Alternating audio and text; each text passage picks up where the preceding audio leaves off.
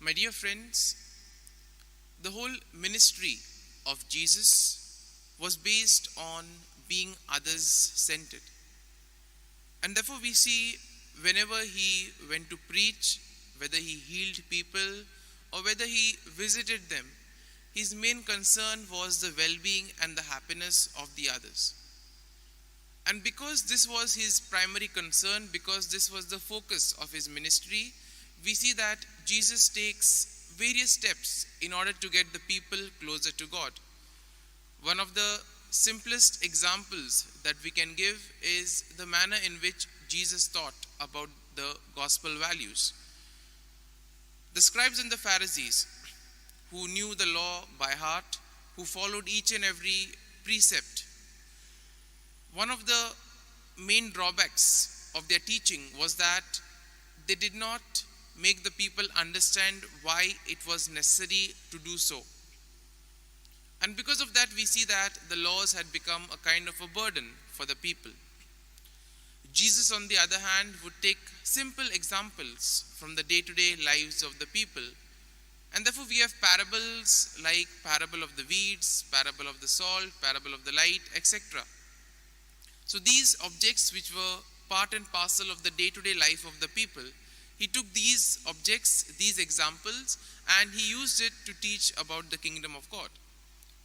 So therefore when Jesus spoke about the kingdom of God being like a mustard seed, the people had already an experience of how the mustard seed grows, what it looks like.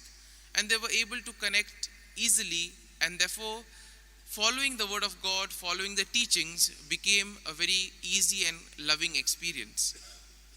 And therefore today we see that Jesus also is in the midst of his preaching ministry. He's preaching to others, and then somebody comes and tells him that blessed is the womb that bore you. And what does Jesus say in reply? He says that blessed rather are those who hear the word of God and keep it. Now some interpret this as Jesus rejecting Mary. But no, this is not the case.